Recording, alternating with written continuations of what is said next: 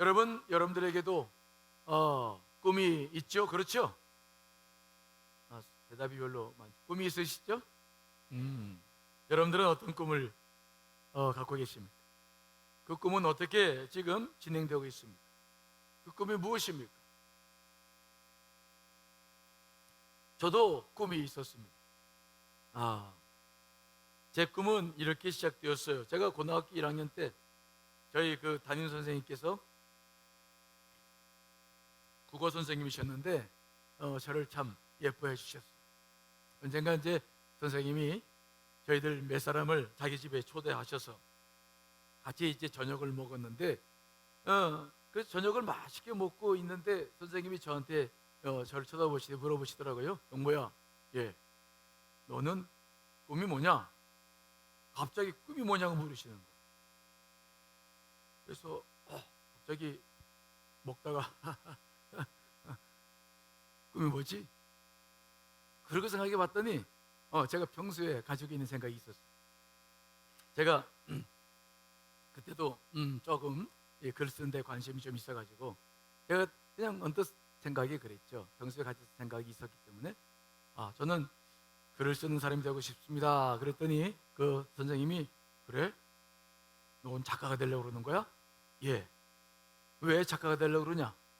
그랬더니 그 생각을 별로 못하고 있었는데 대답을 해야 되기 때문에 그렇게 대답했죠. 작가가 돼가지고 제가 글을 쓰면 책이 나오고 제 책을 많은 사람이 읽고 그러면 제가 좀 유명해질 거 아니겠습니까? 저도 모르게 그냥 쑥 말씀을 드렸죠. 그랬더니 그 선생님이 저를 보시면서 그래요. 그래? 영모야, 너는 네 꿈이 정확히 뭔지를 잘 정리해야 되겠구나. 예? 이게 무슨 말씀이시죠? 그랬더니 그래요. 너는 글을 쓰고 싶은 거냐? 아니면 유명한 사람이 되고 싶은 거냐? 아니, 둘이 똑같은 거 아닌가요? 그랬더니 그분이 그러세요. 정말 좋은 글을 쓴다고 다 유명해지는 것이 아니고 유명한 작가라고 해서 좋은 글을 쓰는 것은 아니다. 물론 같을 수 있지만 둘이 똑같은 거 아니야. 정말 네가 원하는 것이 뭐냐? 넌 정말 글을 쓰고 싶은 거냐? 아니면 유명 인사가 되고 싶은 거냐? 주신 그 말씀이 지금도 제게 화두가 되고 있죠. 전 목사가 되었습니다마는 늘 그래서 그 화두를 잊지 않아요. 넌 목사가 되려는 거냐? 아니면 유명인이 되려고 하는 거냐? 이 두 가지는 같을 수 있지만은 같지 않죠. 어쩌면 같지 않을 수 있어요. 전 지금도 그 화두를 늘 생각해요. 넌 지금 목사가 되고 있는 거냐? 아니면 유명한 사람이 되려고 애를 쓰고 있는 거냐? 그 질문을 잊지 않고 있어요. 그리고 그것을 혼동하지 않습니다. 이 두 가지는 비슷한 것 같지만 아주 다른 것이에요. 여러분들의 꿈은 무엇입니까? 무엇이 되는 게 꿈입니다. 우리가 예수 그리스도를 믿기 전에는 개인적인 야망을 가지고 살 수 있습니다. 그것이 내 꿈이 될 수 있죠. 그래서 사는 것을 누가 나쁘다고 말할 사람이 누가 있겠습니까? 하지만 예수 그리스도를 믿고 난 다음에 우리의 꿈은 달라져야 됩니다. 개인적인 야망이 아니라 예수 그리스도가 품으신 꿈을 우리도 품고 사는 멋있는 주님의 꿈을 이루는 사람들이 되어야 될 줄 믿습니다. 이것은 여러분들이 다 선교사가 되고 목사가 되라는 말씀이 아니에요. 내가 어떤 직업을 가지고 있든 그 직업을 통해서 우리는 예수 그리스도의 꿈을 나누고 꿈을 실현하는 삶을 살아가야 될 줄 믿습니다. 무엇을 하든지 그 속에서 하나님 나라가 이루어지고 하나님의 꿈이 이루어져야 될 사명이 우리에게 있는 것이죠. 직업이라고 하는 것은 각자의 달란트에 따라서 다 다를 수 있습니다. 하지만 무엇을 하든 그 목표는 하나죠.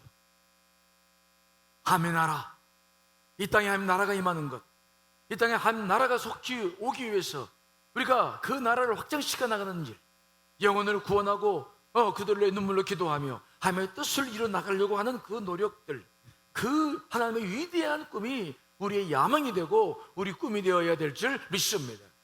이게 예수 그리스도를 믿는 사람들이 추구해야 될 목표죠.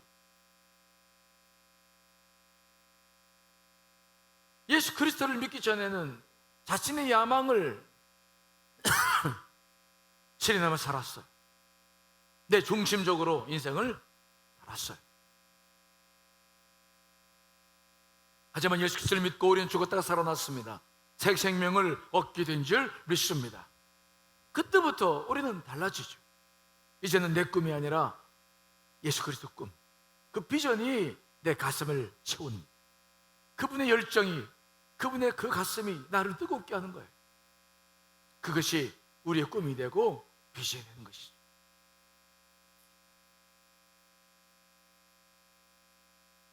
우리가 예수 그리스도를 통해서 계속해서 배워가고 있는 것이 무엇입니까? 그것은 이 인생이 내 중심이 아니라는 사실을 깨닫게 됩니다. 예수 믿기 전에는 다 내 중심으로 모든 걸 생각했고 인생이 다 내 중심인 줄 알았어. 근데 예수 그리스도를 믿고 나니까 이 세상의 중심이 내가 아니라 누구라는 것을 알게 됩니까? 하나님이라는 것을 알게 됩니다. 우리는 그분의 지으심을 받은 사람으로서 그분의 뜻을 위해서 이 땅에 오게 되었음을, 우리는 파송되었음을 알게 되는 것이죠. 중심이 이동되어야 되는 거예요. 1543년 코페르니쿠스가 등장하기 전까지만 해도 우리 인간이 우주의 중심인 줄 알았죠. 지구가 우주의 중심이라고 생각했어요. 아버지들은 자녀들의 어깨에 팔을 두르면서 밤하늘의 별을 가리키면서 말했습니다. 얘들아, 저 우주를 봐라. 우리가 중심이란다. 저 우주의 모든 별들은 다 우리를 중심으로 돌고 있어. 2세기 프톨레마이오스가 발견했던 그 모든 가설은 정설로 받아들였고 그것이 이 지구의 역사인 줄 알았어요. 모든 행성들은 다 유랑하지만 지구만은 고정되어 있는 줄 알았죠. 전체 지도를 펼쳐놓고 가운데다가 핀을 하나 딱 꽂으면 그게 지구고 나머지는 다 우주를 중심으로, 지구를 중심으로 도는 줄 알았어요. 그러나 니콜라우스라고 하는 사람이 등장하면서 지구에 대한 의문이 생기기 시작합니다. 니콜라우스 코페르니쿠스는 왜 계절의 변화가 생기는가 궁금했어요. 왜 어떤 별은 낮에 뜨고 어떤 별은 밤에 뜨는지를 궁금하게 여겼어요. 왜 배들이 정확히 얼마나 가야 지구의 배경에 추락하는지 궁금했습니다. 이런 질문을 이야기하자 사람들은 비웃었습니다. 시시하기는 그런 문제나 풀기에 우리는 한가지 않다. 다들 비웃고 웃어넘겼습니다. 그러나 코페르니쿠스는 이에 굴하지 않았습니다. 그는 인류의 어깨를 툭툭 치면서 말했습니다. 나를 용서하라. 그러나 내가 보니 지구가 온 우주의 중심이 아니라, 보라, 태양계의 중심을 봐라. 우리가 중심이 아님을 깨달아야 한다. 이에 교회가 일어나고 사람들이 일어나서 반대하고 박해하기 시작했어요. 반세기가 넘도록 이 사실을 부인했습니다. 갈릴레오가 나타나서 다시 코페르니쿠스의 생각을 지지하자 왕은 그를 가두고 그를 교회에서 축출했습니다. 그 당시 사람들은 지구가 우주의 중심이 아니라는 진리를 잘 받아들일 수 없었어요. 우리도 마찬가지입니다. 코페르니쿠스가 지구의 한 일을 하나님은 우리의 영혼에 하십니다. 우리는 점점 내가 중심이 아니라는 사실을, 내가 중심으로 살았던 이 인생인 줄 알았는데 그게 아니라는 사실을 점차적으로 깨달아가죠. 내가 아니라 주 예수 그리스도, 그분이 인생의 중심이요 우주의 중심이라는 사실을 우리가 인정해야 될 줄 믿습니다. 이 사실이 우리가 꿈을 변화시켜 나가야 될 중요한 이유죠. 자, 에베소서 1장 20절로 22절 읽어보겠습니다. 시작.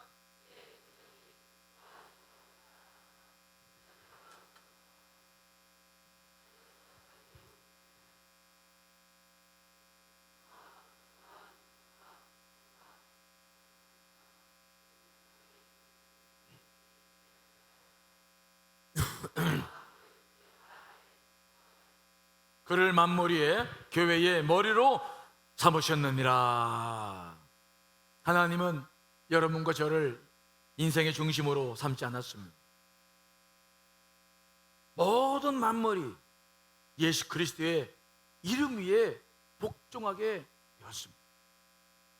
그게 우주의 삶이고 우리의 삶인 것입니다. 내 중심이 아닌 것입니다. 내 중심으로 그렇게 알고 출발했지만, 그러나 실제는 내가 아니라 예수 그리스도가 이 인생의 중심입니다. 물론 이 중심이 이동되기까지는 많은 시간이 필요해요. 우리 지금 아직도 이 중심 이동이 안 돼서 내 중심으로 인생을 살고 있는 분들이 많이 계실 거예요. 그러나 진리는 무엇입니까? 내가 아니라는 거예요. 우리가 인생을 살아가면서 깨달아가는 것은 무엇입니까? 내가 아니라는 거예요. 우주의 중심, 인생의 중심은 내가 아니라 누구라고요? 주 예수 그리스도 하나님이시죠.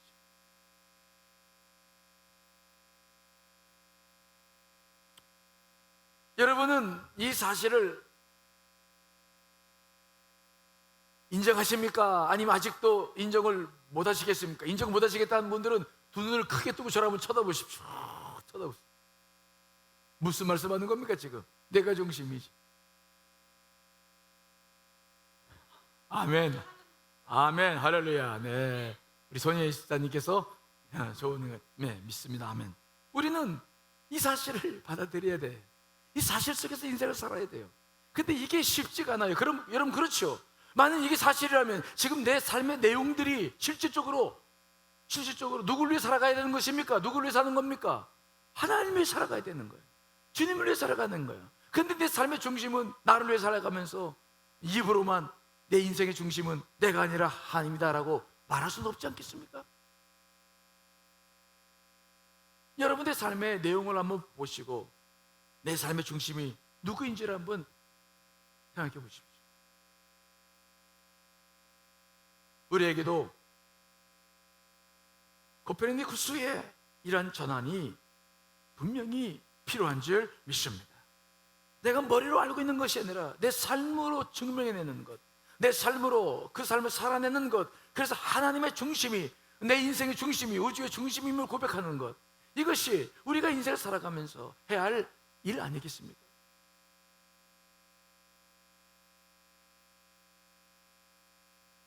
인생을 살아가면서 겪는 수많은 고난과 고통의 원인은 여기에 있어요.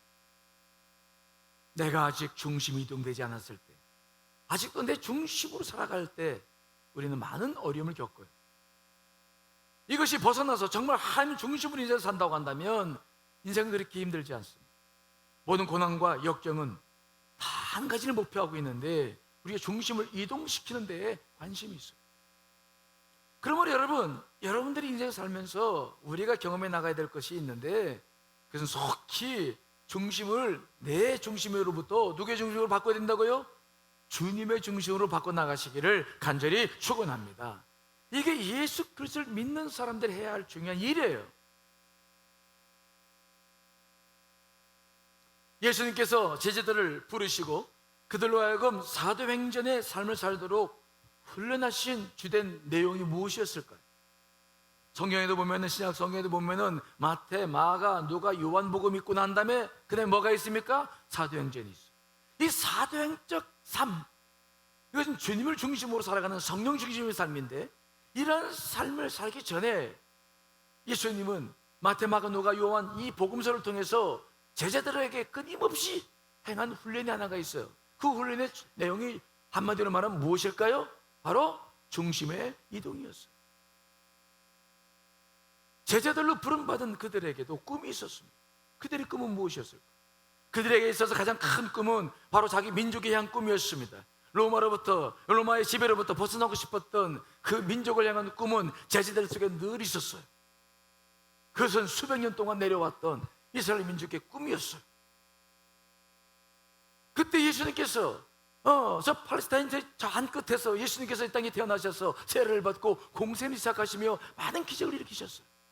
그러자 수많은 사람들이 예수 그리스도에 몰렸고 예수 그리스도를 바로 정치적 메시아로, 로마로부터 이스라엘 민족을 해방시킬 수 있는 분으로서 예수 그리스도를 받아들였죠.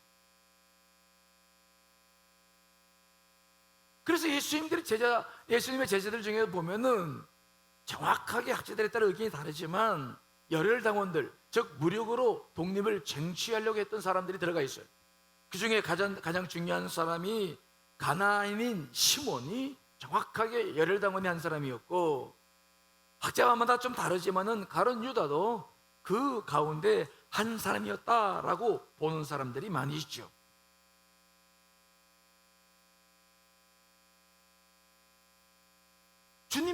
주님의 그 제자 훈련의 내용은 무엇이었는가? 그러한 그들의 비전을 어떻게 하나님의 비전으로 바꾸는 것인가? 어떻게 그들의 중심성에서 한 중심으로 바꿔놓는 것인가가 제자 훈련의 가장 중요한 목표였어요. 그들은 예수 그리스도를 왕으로 섬기기를 원했습니다. 이스라엘 민족들이 로마로부터 이스라엘 민족이 독립하다 보면 예수님이 왕이 되실 것이고, 그러면 자기들은 좌우편에 서서 큰 세력을 누릴 수 있다고 그들은 개인적인 야망도 함께 가지고 있었습니다. 예수님께서 십자가를 지시러 예루살렘에 올라가실 때 세베대의 아내 야고보와 요한의 어머니가 예수님께 한 말씀을 여러분 기억하십니까? 예수 그리스도시여, 당신이 저 예루살렘에 올라가 왕이 되시면 내 아들 중에 하나는 당신의 좌편에, 또 하나는 어디에 두라고요? 우편에 두게 해달라. 십자가를 지는 과정 속에서도 그들의 꿈은, 그들의 중심은 아직 이동되지 않았었어요. 마지막 순간까지도, 십자가를 치신 순간까지도 그들의 꿈은 바꾸시지 않았어요. 하지만 예수님은 그들의 꿈을 변화시키는 일에 전력을 기울였어요. 예수님께서 꿈을 바꾸시기 위해서 훈련시키셨던 훈련의 세 가지 내용은 무엇입니까? 첫째는 예수님은 자기가 누구인가를 끊임없이 그들에게 보여주셨어요. 복음서 초기에 보면 예수님께서는 많은 이적과 기적들을 행하셨습니다. 우리가 마태복음을 보고 있는 중심을 보면 마태복음 5장, 6장, 7장 산상수훈을 말씀하시고 난 다음부터 계속해서 병자와 귀신 들린 자들을 고쳐나가십니다. 마태복음 8장에 보면은 나병한 이를 고쳐주셨고 배부장의 하얀 이를 고쳐주시죠. 그리고 베드로의 집에 가서 그의 장모의 열병을 고쳐주시고 배를 타고 가시다가 풍랑을 잠잠케 하십니다. 이 모든 일들이 무엇과 관련됐느냐? 제자들에게 무엇을 훈련시키시느냐? 예수 그리스도가 누구냐? 그분이 우주의 중심이고 우리 삶의 중심인 것을 분명히 보여주시기를 원하셨어요. 이러한 일들을 통해서 제자들은 점점점 먼저 예수 그리스도를 믿기 시작하죠. 자, 마태복음 8장 27절 읽어보겠습니다. 시작.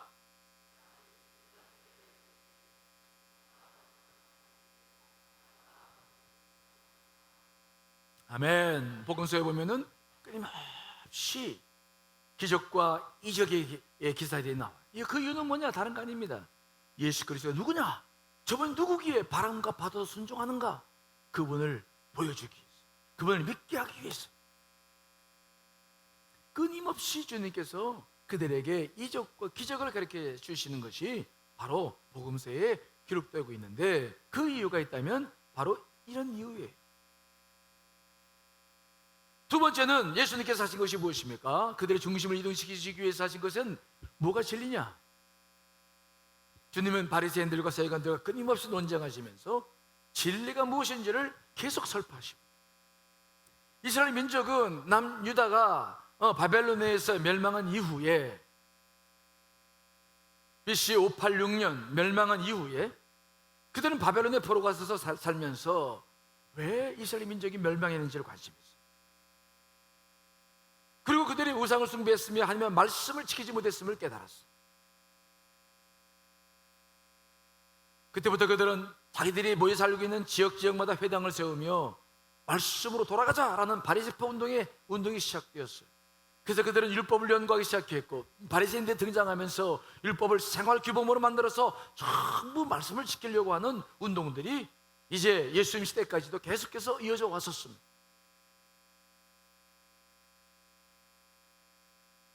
그러나 문제는 무엇입니까? 그 운동이 너무 지나쳐서 율법을 주신 하나님을 잃어버리고 율법을 근거로 하여 세운 장로들의 유전과 전통을 그들이 곧 구원의 길로 착각하고 있었어요. 예수님은 계정만을 통해서 자신이 하나님의 아들인 것을 드러낸 것이 아니라 바로 그 율법과 장로들의 유전이 얼마나 잘못되어 있는 것인가를 실제로 보여주시며 또 말씀해 주시면서 진리가 무엇인지를 끊임없이 논증해 나갑니다. 마태복음 15장에 보면은 예수님께서 율법과 관련돼서만 도전을 하셨는데 장로들의 전통에 대해서 식사할 때 왜 제자들이 손을 씻지 않는지에 대해서 문제를 제기할 때 주님께서 뭐라고 말씀하십니까? 사람이 입으로 들어가는 것이 사람을 더럽게 하는 것이 아니라 입에서 나오는 그것이 사람을 더럽게 하는 것이니라 라고 말씀하시면서 무엇이 진리인지에 대해서 분명히 논증하셨어요.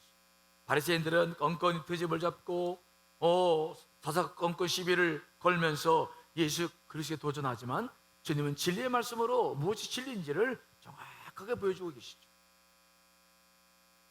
이렇게 제자들을 훈련시킨 다음에 공생의 3년차가 되었을 때 예수님은 드디어 십자가의 길을 제시하면서 그들의 비전이 무엇인지를 명확하게 하시는 일들을 해나가시죠. 빌보 가이사랴 지방에 가셨을 때 그 가이사랴 지방에 로마 황제를 섬기는 신전이 거기 세워져 있었는데 그 곁에서 주님께서는 제자들에게 말씀하십니다. 너희들은 나를 누구라고 하느냐? 사람들은 나를 누구라고 하느냐? 라고 질문하신 다음에 그들에게 직접 말씀하시죠. 너희들은 나를 누구라고 하느냐? 그때 베드로가 나서서 주는 그리스도시요 살아계신 하나님의 아들이십니다 라고 고백을 하죠. 주님께서 너무 좋으셔서 그들에게 정확하게 십자가의 길을 말씀하셨습니다. 하지만 그때 베드로가 놀랍게도 그 말씀에 반기를 들고 나타나는데, 자, 마태복음 16장 21절 23절 말씀 읽어보겠습니다. 시작.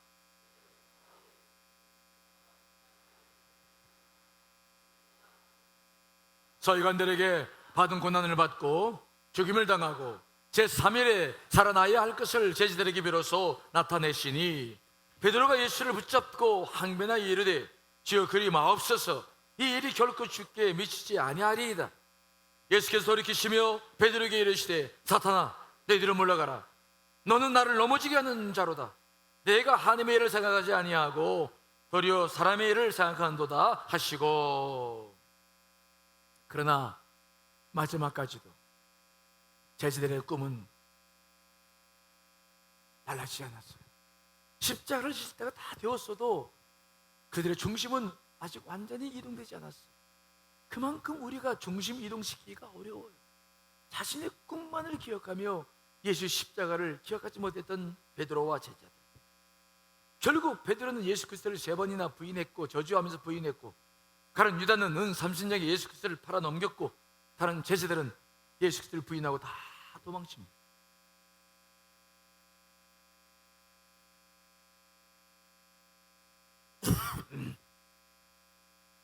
그만큼 우리 중심의 삶을 하나님의 중심으로 옮겨놓는 것이 이렇게 어려워요.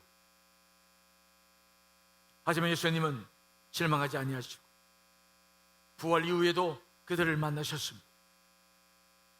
손의 못자국을 보여주시고 옆구리의 창자국을 보여주시며 자신이 예수 그리스도이심을, 부활의 주님이심을 말씀해 주시고 증거하시면서 성령을 그들에게 주시고 그들을 끊임없이 변화시켜 나가십니다. 마지막 디베레 바닷가에서 그들을 만나셨어. 베드로에게 마지막 묻지 않습니까? 요한의 아들 시몬아, 내가 이 사람들보다 나를 더 사랑하느냐? 결국 그 질문 앞에 베드로는 무릎을 꿇고 정말 예수 그리스도의 그 비전을 자기의 품에 안고 이제 그때서부터야 예수님의 비전을 향해 나아가는 제자들의 모습을 우리가 보고 있는 거예요. 이러한 과정을 다 거치고 난 다음에 시작된 말씀이 바로 사도행전이고, 그 사도행전의 핵심적인 내용이 뭐냐? 사도행전 1장 8절인 줄 믿습니다. 자, 사도행전 1장 8절 한번 다 같이 읽습니다. 시작.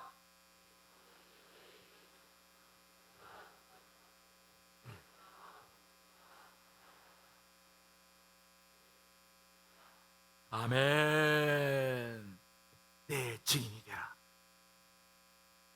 예수님의 꿈이죠. 예수님의 비전이죠. 우리가 가슴에 품어야 될 것, 내 증인이 되라. 내가 가지고 있는 야망이 아니라, 내가 가지고 있는 생각하는 하고 싶은 일이 아니라, 이제는 그런 모든 것들이 이 제자 훈련의 과정을 통해서 변화되어져서 하나님의 꿈과 비전을 내가 갖고 살아가는 것. 이제는 성령이 내게 임하시면 네가 권능을 받고 예루살렘과 온 유대와 사마리아 땅 끝까지 이르러 내 증인이 되라 하시는 그 말씀을 내 가슴으로 받아서 정말 그 가슴을 받은 말씀으로 이 땅에서 살아내는 것.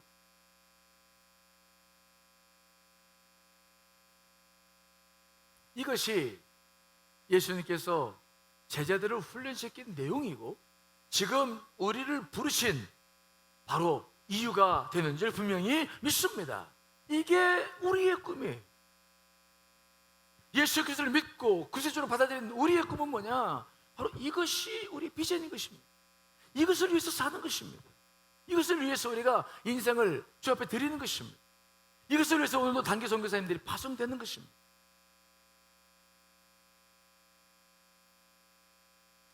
이제 우리는 이 단기 선교사님들을 파송하면서 정말 내 중심의 꿈이 무엇인가? 정말 나는 변화되고 있는가? 정말 예수 그리스도의 비전이 내 비전이 되고 있는가? 이 문제를 놓고 우리가 기도하지 않을 수가 없는 것입니다. 저도 목회를 하면서 끊임없이 이 질문을 합니다. 무엇을 위한 목회를 하고 있는 것입니까? 무엇을 이루려고 하는 것입니까? 나와 관련된 것이라면, 내 야망과 관련된 것이라면 가차없이 내려놓아야 돼요. 아직도 내려놓지 못하는 것이 있다면 가차없이 내려놓습니다. 늘 그것을 결단합니다. 내 꿈이 아니야. 나를 위한 것이 아니야. 하나님, 예수 그리스도, 내게 생명을 주시고 나를 구원하신 그분의 꿈, 그분의 비전. 이제는 죽은 나는 다 꿈도 함께 죽어버리고 이제 살아계신 그분의 영광을 위해서, 그분의 비전을 위해서, 그분의 꿈을 위해서 내가 이제 내 인생을 들이댈 차례가 되지 않았나? 우리가 가져야 될 비전이 거기에 있는 것입니다. 여러분들의 꿈이 무엇입니까? 여러분들이 지금도 기도하고 있는 것이 무엇입니까? 무엇을 향해 나아가고 있습니까? 우리가 단기 선교사를 파송하면서 우리도 함께 결심해야 될 내용은 무엇입니까? 저는 단기 선교사님들이, 저 젊은 이들이 나가면서 다시 한번 저들의 비전이 직업이야 뭘 다양하게 가질 수 있지만 무엇을 하든 정말 주님의 비전을 가슴에 품고 돌아와서 다시 그 비전을 향해 살아가는 우리 단기 선교사님이 되시기를 간절히 축원합니다. 그러나 보내는 우리들은 무엇을 해야 됩니까? 우리가 대신 나갈 수는 없지만, 우리가 여러 가지 사정으로 인해서 함께 가지 못하지만, 그러나 우리의 가슴 속에도 저들을 놓고 기도하며 단기 선교사님을 놓고 기도하고 선교지를 놓고 기도하면서 우리에게도 무엇이 일어나야 되겠습니까? 아버지요, 내 가슴에도 영혼을 품게 하시고 자기 선교 비전을 품게 하시고 우리 교회가 이 일을 위해서 끊임없이 달려가고 있으니 이 일에 동참하게 하여 주시옵소서. 주님, 나도 이제 당신의 꿈에 내 꿈을 싣고 이제 그 일을 이루어 나가기를 소망합니다. 우리의 삶의 내용이 중심으로 바뀌어지고 내 삶의 비전이 말로만이 아니라 정말 주님의 꿈을 이루기 위해서 나아갈 수만 있다고 한다면 우리 주님께서 얼마나 우리를 바라보시고 기뻐하시겠습니까? 오늘은 그 기도를 냈으면 좋겠어요. 단기 선교사님들을 놓고 자기가 오늘 받은 나라를 놓고 같이 기도하십시오. 두 번째, 단기 선교사님들이 정말 저들의 비전이 이번 단기 선교사를 통해서 시작되어져서 끝까지 평생 동안 하면 비전을 위해 쓰임받게 해 주시옵소서. 세 번째, 내 꿈도, 내 비전도